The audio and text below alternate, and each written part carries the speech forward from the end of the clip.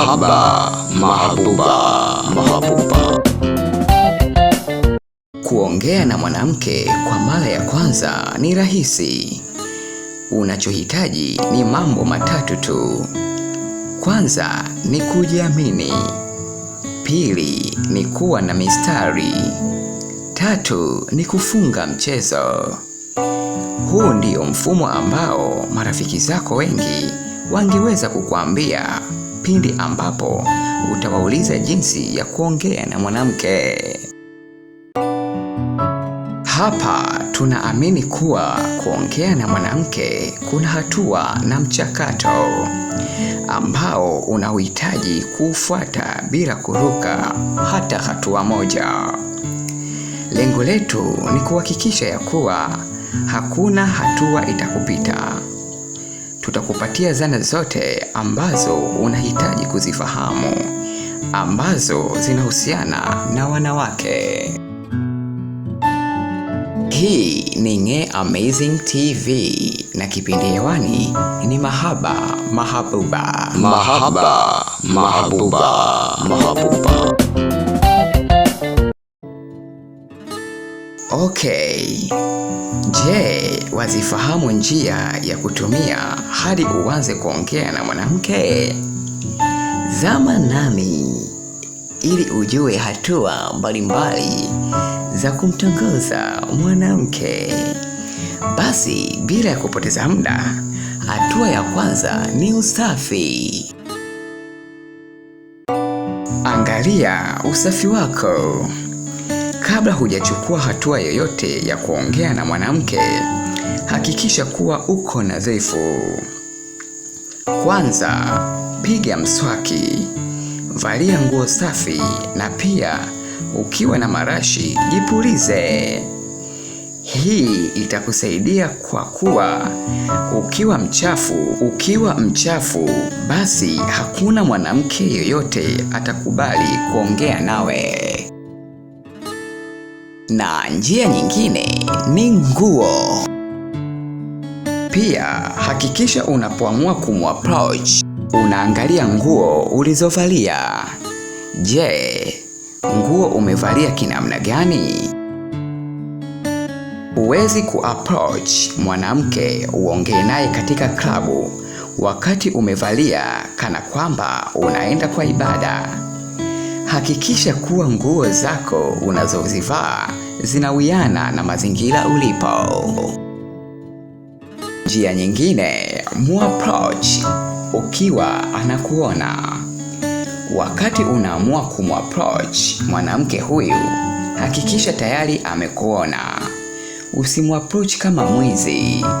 Nenda moja kwa moja sehemu ambayo yuko, huku ukionyesha tabasamu la kuwa uko tayari kuongea na yeye pindi ambapo utamfikia. Njia nyingine ndugu yangu, tabasamu. Tabasamu ni muhimu. Kama nilivyotangulia kusema ya kuwa lazima uwe unatabasamu ukiwa una approach mwanamke. Hivyo ni muhimu kutabasamu wakati umekaa kando ya mwanamke.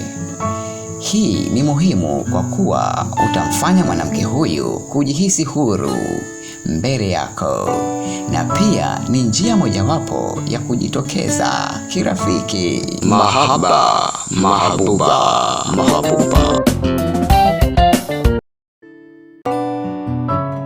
Njia nyingine ndugu yangu, kama unataka kumtongoza msichana uliyempenda, tumia ishara za mikono. Kwani kutumia mikono yako mara kwa mara kuashiria kitu ama jambo fulani kunakupa ujasiri wa ghafla. Pia matumizi ya ishara hizi husaidia kusisitiza jambo fulani kando na kuwa inakupatia utulivu wakati mazungumzo yenu yanaendelea.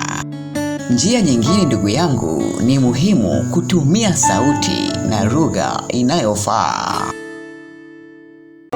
Ukiongea kwa sauti kubwa na mwanamke, basi utampa ishara ya kuwa wewe ni duko, yaani masikio yako ni mazito.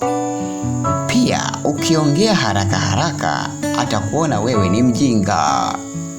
Pia ukiongea kwa sauti laini, atakuona wewe hujakomaa na hufanani na mwanaume thabiti. So, hapa lazima ujifundishe jinsi ya kuongea na mwanamke vile inavyotakikana. Hali kadhalika, matumizi ya lugha yako ni muhimu. Hakikisha usitumie lugha ya kudhalilisha, yaani lugha ya kudhalilisha mtu. Pia usitumie matusi. Usitumie lugha chafu, yaani hapa lazima uwe mstaarabu kwa kuwa ni mara ya kwanza kwako kuongea na huyu mwanamke. Njia nyingine ndugu yangu, unatakiwa umsifu, yaani umpe sifa. Hizi ni mbinu mojawapo.